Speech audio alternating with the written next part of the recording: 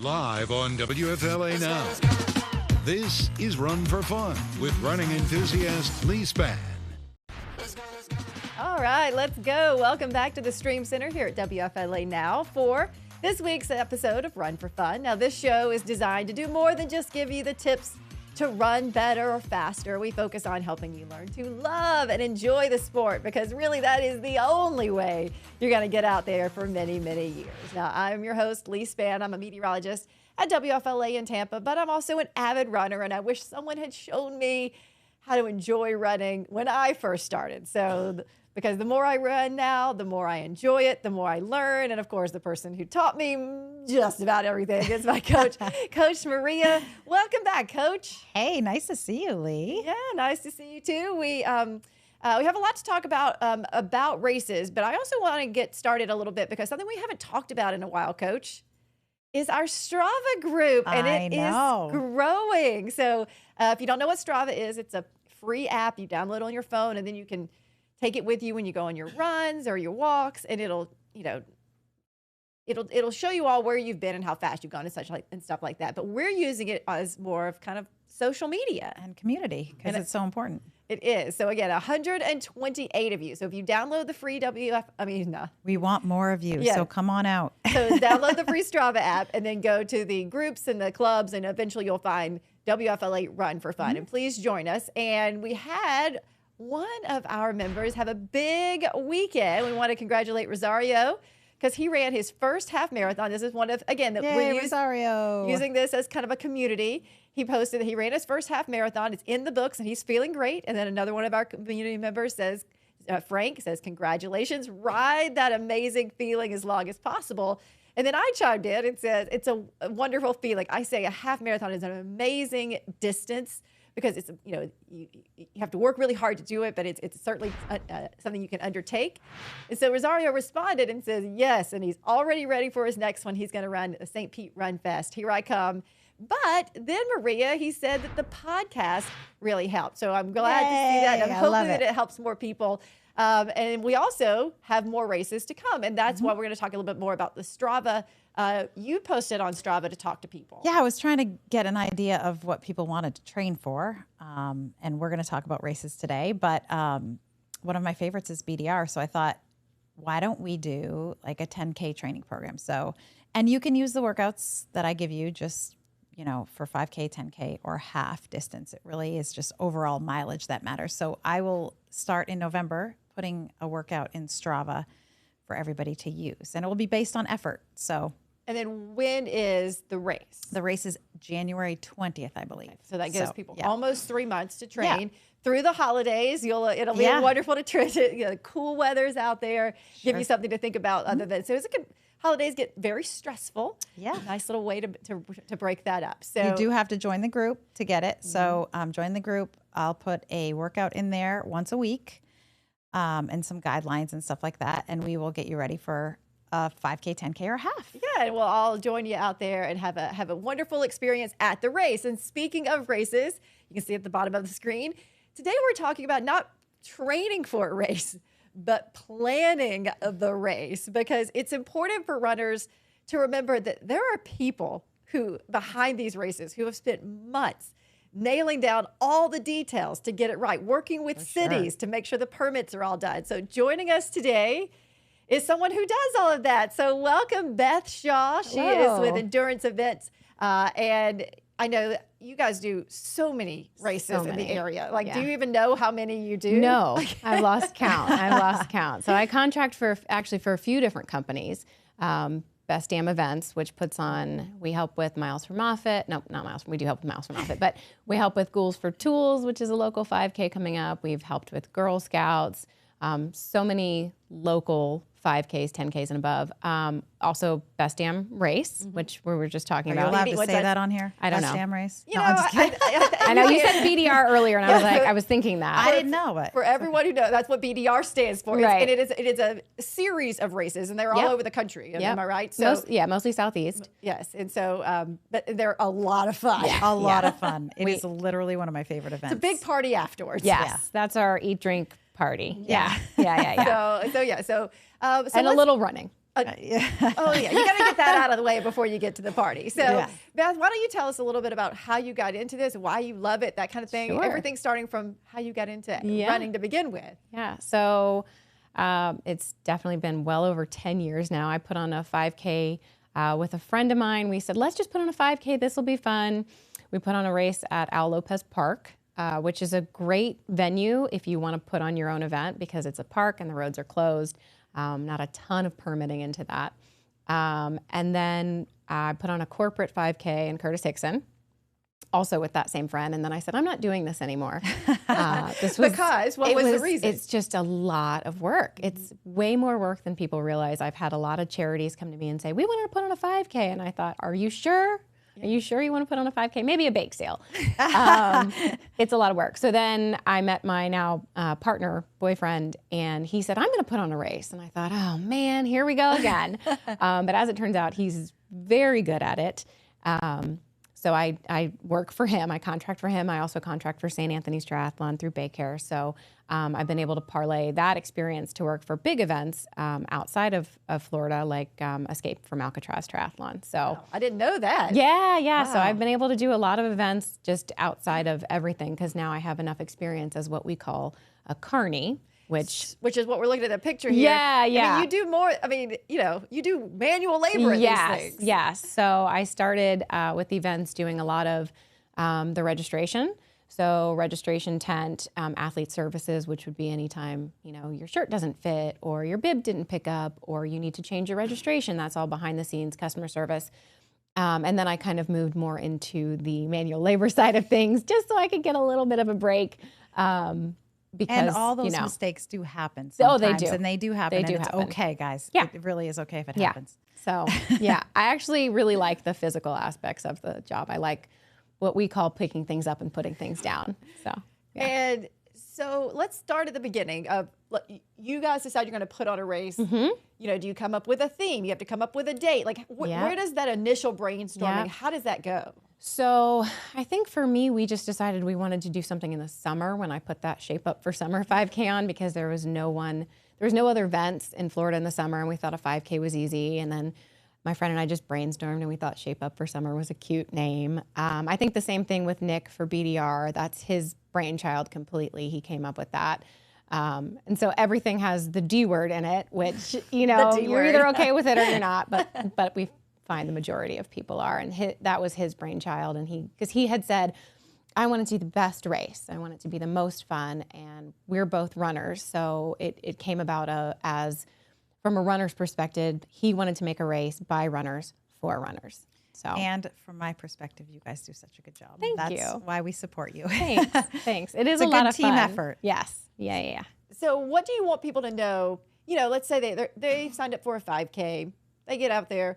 What do you want that they knew about what has happened prior to that day? I love that question. There's a lot of things at events that you don't think about that someone has actually done. So those barricades that line the start and the finish line, they don't just appear. I mean, someone has to hand carry all of those barricades, stack them in a line, and then what we call soft fence or scrim is the stuff that covers the barricades.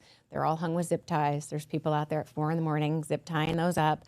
I remember the first triathlon I worked, I was handed a stack of stickers and they were the bike stickers that go on the racks. And I thought, oh no, someone has to put every single one of these numbers. And that's you. And that's me. And then there's a special way to do it. You have to flip the corner down so that when you leave the race, you can take the stickers off. Yeah. So when you get to places like Escape from Alcatraz, where you've got thousands of bikes, it's a lot of stickers to put on bike racks. So little things like that you don't, everyone the aid stations, there's someone out there pouring the water and that's easy to see someone doing. But there's a lot of little things that you're like, oh, someone has to do that too. Oh, for sure. There's a lot. Yeah. And then the race course itself. Right. So that you're working with a city, you're making sure it's the right distance. Yes. I mean, how do you do all of that? And actually, there's a lot that goes into certifying a course. So, Beth, tell us a little bit about how a course is certified. There's people that are specifically certified to certify courses, usually through USA Track and Field. What they do is before the event, they work with the race director. They ride a bike, typically around. which always makes me a little nervous because like that's before the roads are closed and someone's just riding around measuring it on a bike. And they've got little, like one of those little wheel things, you know. And so this is where we run into that issue. We've had the course certified. It's definitely the right distance, but the GPS on your watch is not the end all be all. Yes. It doesn't know everything because for that GPS to get the distance, a lot of things have to happen. Like satellites have to triangulate, and if there's trees, if there's buildings, like we just had the Chicago Marathon, and I don't know if you run that or you have athletes who've run it, but you don't know what mile you're at when you're in the city because everything's blocking those satellites from hitting your Garmin. So sometimes we have people email us and they're big mad, you know, like this race it said it was 13.1, but my watch says 13.23 or whatever. But it's nearly impossible to run the tangents when you've got that many people. The Garmin isn't infallible. So if it says USATF certified, it's certified and correct. Certified and correct.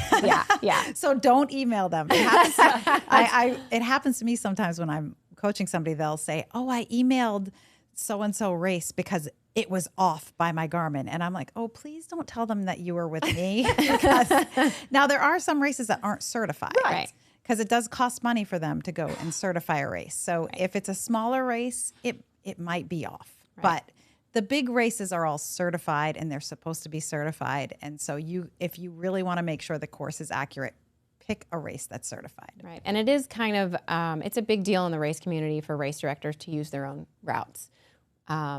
That's why if you run a BDR and you run one of our smaller events that's in the same area, the course will not be the same. We don't copy courses. Everybody likes to create their own routes.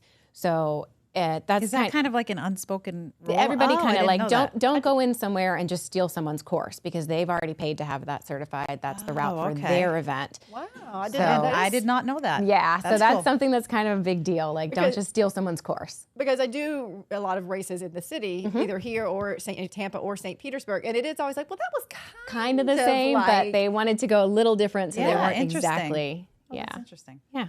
There you go. Learn something new. I did. I always learn something new on this show. and what, now let's talk about this, like the municipalities. Because I'm sure that, every city is different. Yeah. Some cities are super easy to work with. Some cities are very difficult to work with. I have on my BDR New Orleans shirt today because it's like spooky vibes still. It is spooky. And we love hosting in New Orleans.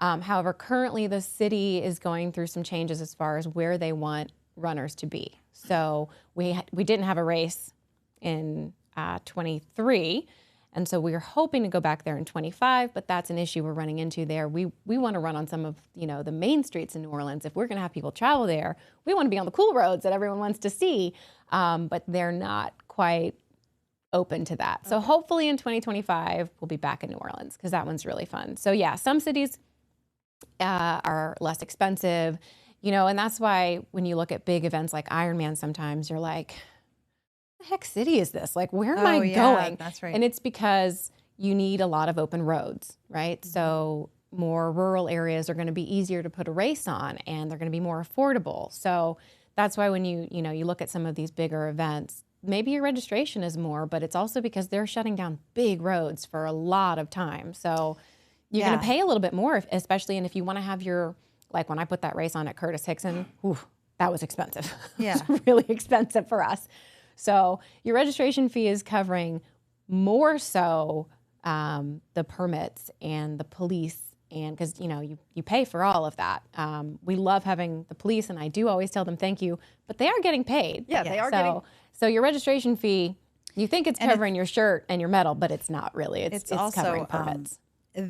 The police, that's why sometimes, like when there's a hurricane and stuff, they have to cancel races. Correct. Because those police officers need to be other places. So if a race does have to cancel for an outside event, which does happen, it just happened in Minneapolis because it was hot. Yep.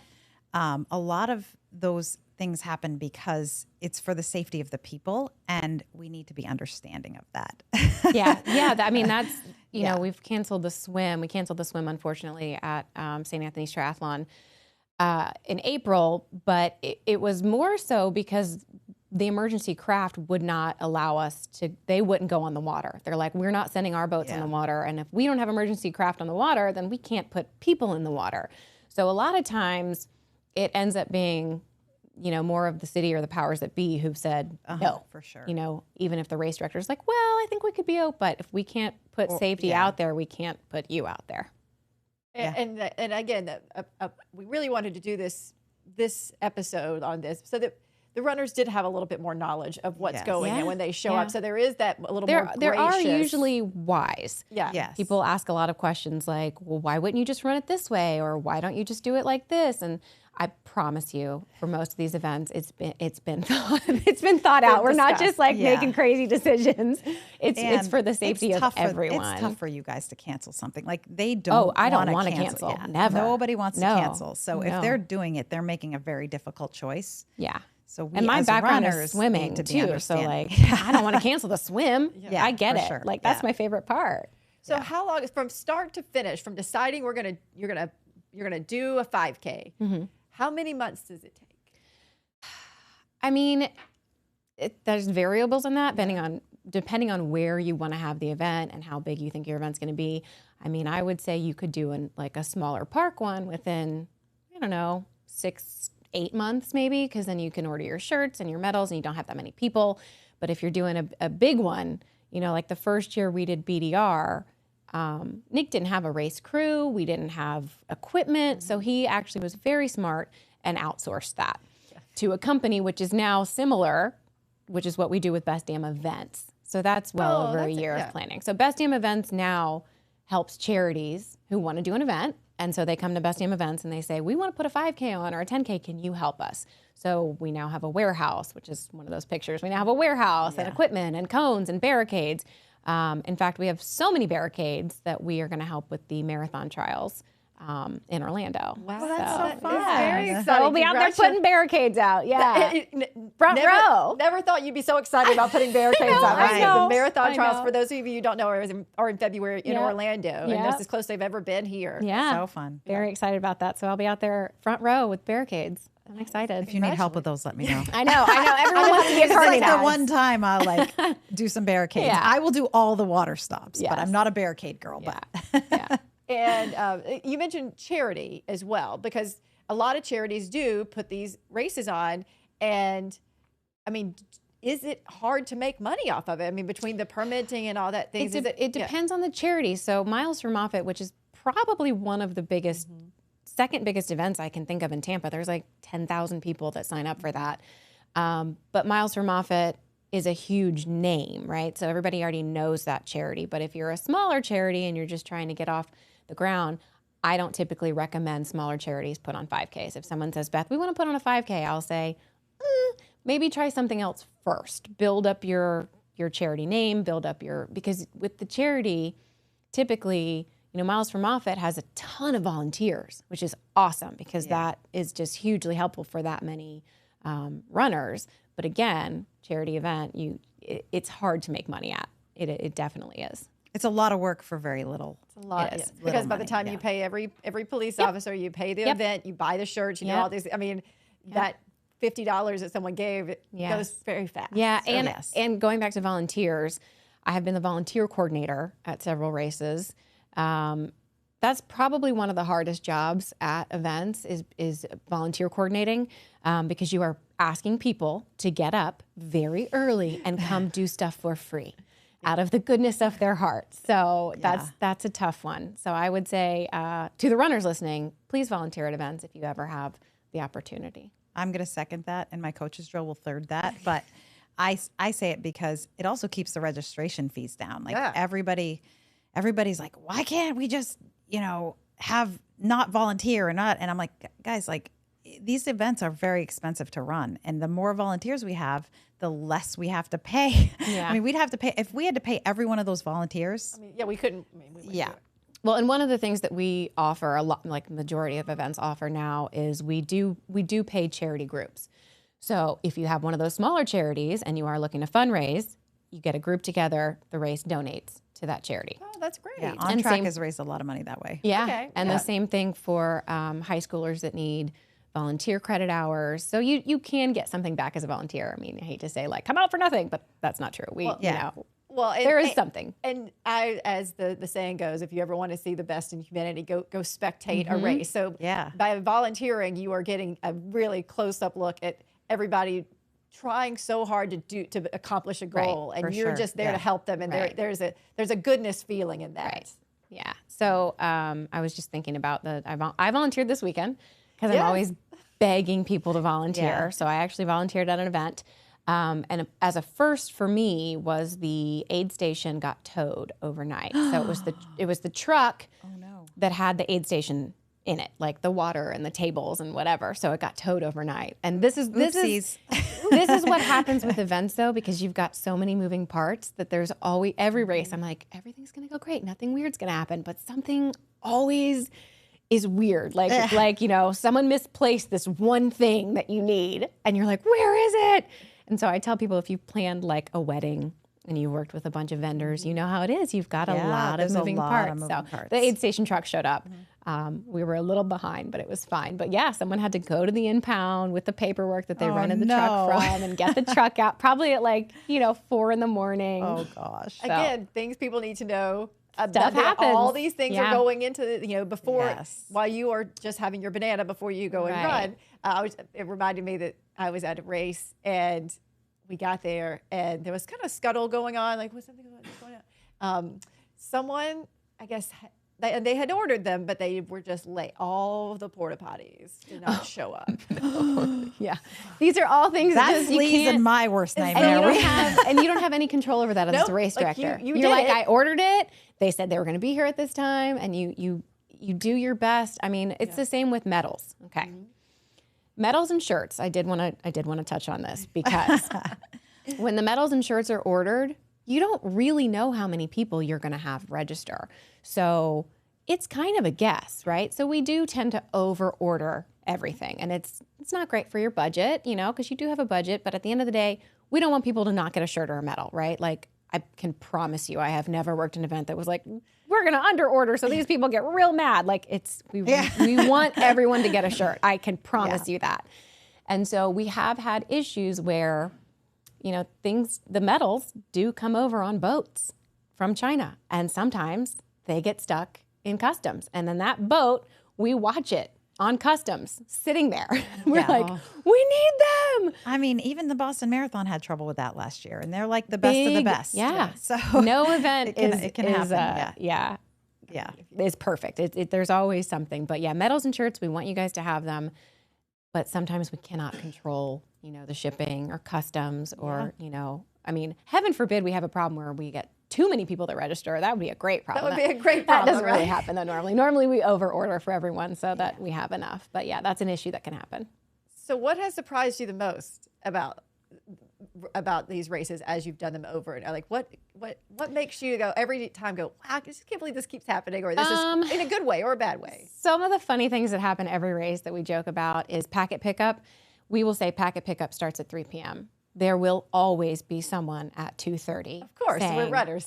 I'm here, and we say, I know that we're here, but it's 2:30, but we're setting up. We're not quite ready, and they will stand there. That's funny. And stare at you. I kind of think that may have been me. Okay, but I'm gonna let you know a secret. Okay. Don't go to packet pickup when it opens. That's the busiest time. That's when everyone is there. Sure. Everyone is like, I'm gonna get there early. I'm gonna get in and out, but everyone has the same plan. Everyone's there early. So my tip would be go a little bit later to packet pickup. Like, lessen your stress, because I think the two most stressful spots are going to be packet pickup and registration, like race day registration. People are stressed Race day registration out. is stressful. So that happens every race. And I mean, it's funny, but someone is always there early. So my question is, when I go to a race and I see Beth, she is everywhere. Like, she has done every job. Yeah. In every place. I have done every job. I mean, she is everywhere. So what is your favorite job? Like, of all time? Of all of them.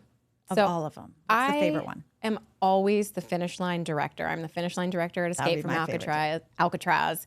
What does that mean? So I make sure the medals are on the tables, that the water is getting replenished when people are coming through and taking the water. I make sure if someone's barfing, I make sure that the bucket is there for them. I make sure, like, the volunteers are doing their thing. They're passing out water, but they're not overseeing. They're not looking at the big picture. So I try to make sure the big picture, the water's being restocked, the ice is being restocked. If there's a medical issue, it tends to be at the finish line. Just because people have worked really hard and they come through and they're, maybe they're dehydrated or they need help. I make sure that I'm the first person that sees when that comes through. So I do love the finish line, though, because I have cried at many finish lines because I'm just so happy for people. People come through and it's just a big deal. So that's why I heart finish lines. Yeah. I heart finish lines. That's your social media. I heart finish lines. And I had never thought about that there's a coordinator. Again, another thing I never thought about, that there's a person that is in charge of that finish line. Because when you get to the finish line as a runner, it is so wonderful. It's a wonderful experience. You're getting that medal. Everything's laid out for you so nicely. Right. So thank you to the finish line coordinator, because that is so important. And the cool part about Beth is she does all those jobs, and she's a runner and she's a coach. I've got many jobs. She's a very good coach too. Thanks. So that means a lot. For Maria, that means a lot. She gets to see all aspects of it, and that's why we want her at the finish line. It's the best place to be. She knows what to do. Yeah. Well, that's one of the reasons I tried to get out of registration and packet pickup early on, because people tend to bring you their issues there. At the finish line, everyone's happy. Oh, yeah. For the most part, everyone's very happy. But I was going to say, when I see people at events, and if I've ever seen you at an event, please ignore the fact that I'm not looking you in the eye when I talk to you. I'm like looking everywhere around you. We can be having a conversation, but I'm really just looking at everything the whole time to make sure, things are getting done. I've had more than one person be like, "You're mad at me, coach." I'm like, "No, I'm not. I'm just so busy. I'm trying to make sure everybody's okay." Well, I like your analogy to it being a wedding, because if anyone has, that's probably one of the bigger events that a single person is going to put on. And you have all those vendors that you're depending on. You've got your photographer, you've got your caterer, you've got your flower person, you've got your bridesmaids that are, hopefully helping you and not just being crazy. But it's a lot of moving parts for one event to happen. And it's good, because a lot of times what I see as what we like to say, like, today was sloppy, you guys. Like, we'll say to each other, me and the other carnies will say to each other, today was a little sloppy. But what's sloppy to us can't always be seen, because we want to put on the best event. So, and it's you have funny. to be able to roll with it if something goes wrong. Yeah, we all get a little rusty in the summer, and then as fall start rolling back in the fall, we're like, okay, we gotta get back our A game. So yeah, and your volunteers are important, because, like, I know I like to be on registration, like, as a volunteer. God bless you. But you know why I like to do that is because, like, if somebody comes and registers like early the morning of the race, I know how important it is for everything to be right. Mm-hmm. Because if you enter the stuff incorrectly, their race time is messed up. Yeah. And people get really upset about that. We've seen a lot of changes in registration over the years, as far as, remember, we used to go and we dig through the packet and pull your bib out and hand it to you, and it would already have. Well, now we're doing dynamic registration, where you come up and we put your name, your number in, and it matches, and we hand you the bib and off you go. It tends to relieve some of that, people getting the wrong bib. So we've changed some of the ways, and I think across the board, race directors are now doing dynamic. It just seems to work a little bit better. Yeah. And you guys are always they're so good about it. Yeah. Well, Nick is loves technology, so he's good about. Yay for Nick. Not so much me. Yeah. And people who've been running for a long time can see the difference between when there was no timing chip, and then there was a timing chip on your shoe, and then now there's the one on the bib. Yeah. So, right. Yeah. As technology has changed, it has been all changed. A little easier. When I started racing, they would hand you a card at the end. And put it in the basket. And you'd write your name and put it in the basket. Yeah. It's come a long way. And then we had the chips and on that. Yeah. Even triathlon now has disposable ankle chips. Oh, they do. They're disposable. You just throw them away now, which is great, because when returning trips and when all you have to have volunteers, unfortunately, with gloves on, taking those chips off, and they're kind of gross. Yeah, I always wondered about those volunteers. They're a little gross. I feel bad for them, but who's pulling those chips off those shoes? and the Velcro around the ankle. Yeah. So triathlon's a whole different. It's a whole different. Yeah, but even when the shoes, when we used to tie them on our shoes, can you imagine how gross that job is? Ooh. Yeah. Thank you, all those volunteers who did that in the past. Many thanks to the volunteers. Speaking of, so what the coach's drill is because you've known Maria for a long time. She has a lot of thoughts on things. So we decided that she gets to give 1 minute where she gets to give her thoughts. That's great. I love it. You ready? Yeah, I'm ready. Today's ready. 1 minute coach's drill. Be a volunteer. All right, guys. I'm going to say if you're a runner, please volunteer at least one race a season. Pick a race, let that be your volunteer, because a couple of things. I have noticed by volunteering a lot in the last few years that people that are racing are kind of being mean to the volunteers.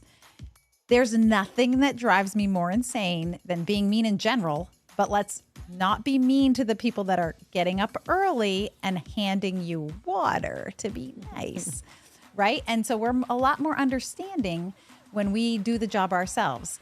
And like I said before, it keeps registration down so we can have races more accessible to more people.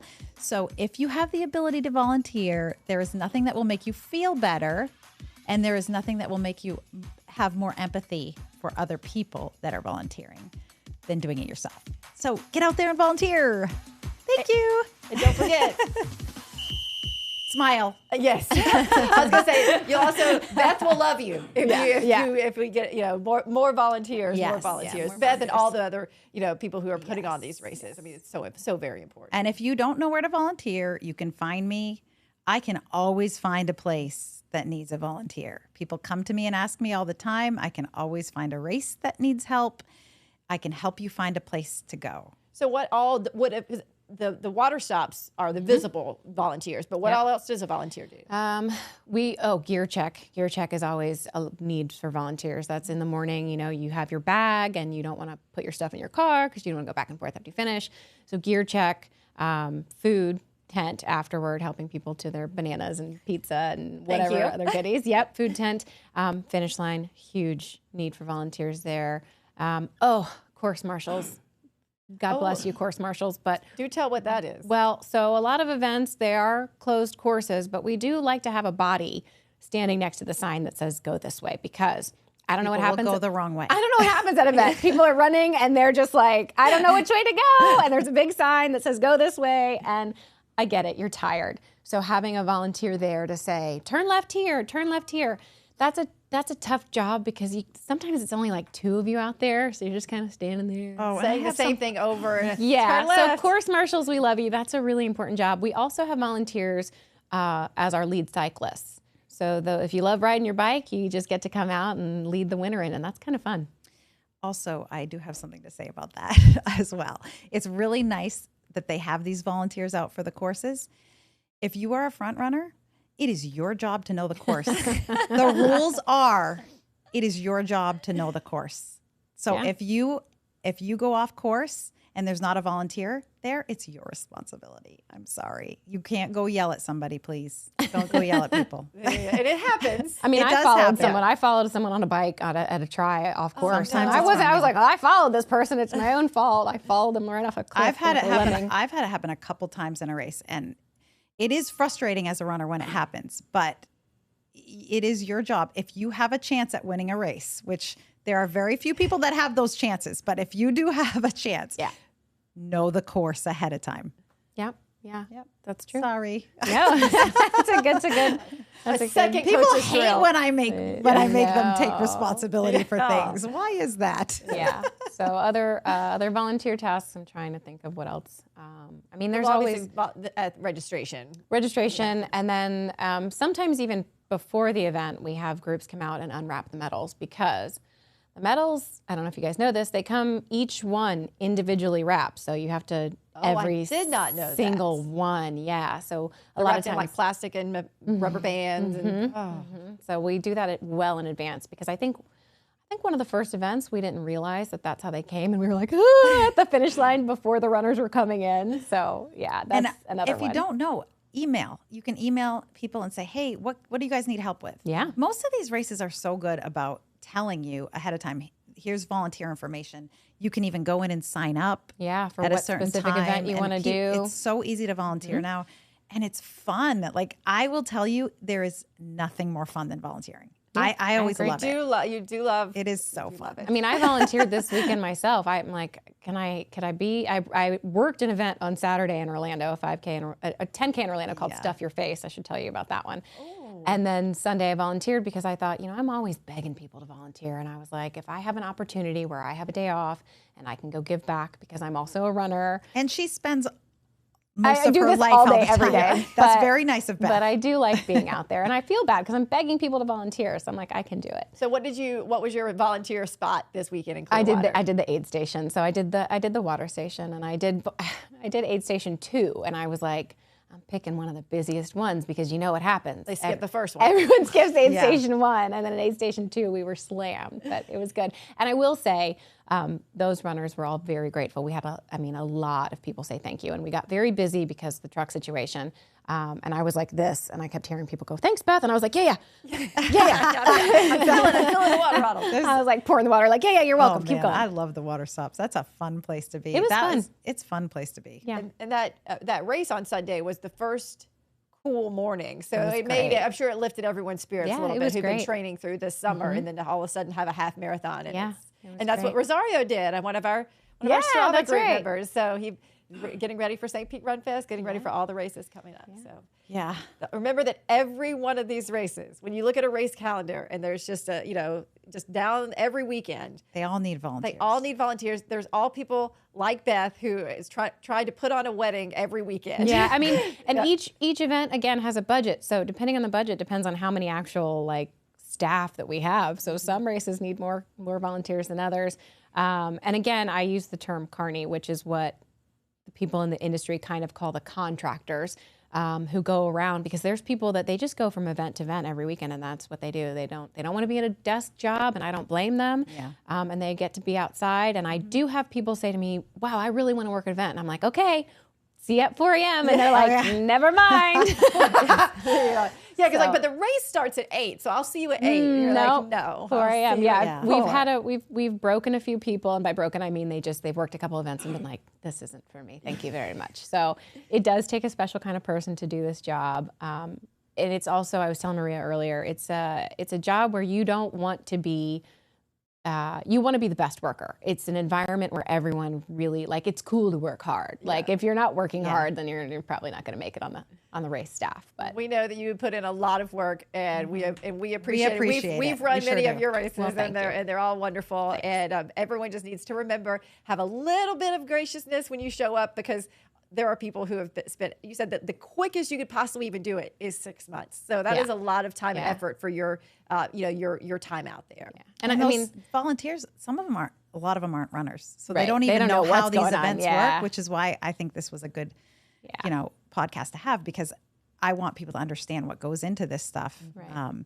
And even I've seen people not mix the Gatorade right. And Yeah. it can happen. yeah, races make mistakes. That's what I was just going to say. We've made mistakes. There are some mistakes at events that I don't think are okay, right? Like not having enough water. Like that's not okay. There's some events that, I run as a runner and I think, oh boy.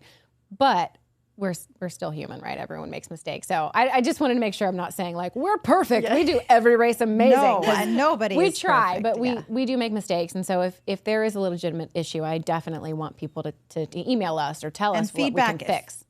Feedback that's very kind is always welcome, right? Feedback that's not just Yelling. mad. No yelling. Constructive criticism. Yeah. Thank you, Beth. Thank you. We had so much fun, and of course, Run for Fun will be back next week. Actually, no, it's not going to be back next. It's going to be on vacation next week. Vacation. I know we are skipping a week, which is Skip a kind of week. crazy. We haven't done that in a while, ever. Not ever. Ever. This is the first one. The first almost a year in. So go enjoy your races. Race season is starting. Thank your volunteers. Thank the people who are out there planning all of Thanks this. for working so hard, Beth. We Oh, appreciate it. thanks. Thank you. Thanks for having me. Yeah, I'll see you next time. Bye.